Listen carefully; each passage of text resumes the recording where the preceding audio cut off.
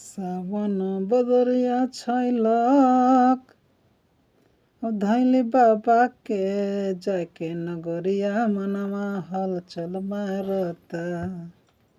अरे सावन बदरिया छैलक मानवा में लागल ललसा हमहू देवघर बजरिया चलब ना कि हमहू देवघर बजरिया चलब ना कि पिया जाई गढ़वा बजरिया ले ले आई झुमका कमरिया हमहू देवघरिया चलब ना कि पिया जाई डालटन गज बजरिया ले ले आई चुनरी जे सड़िया हम देवघर चलब ना।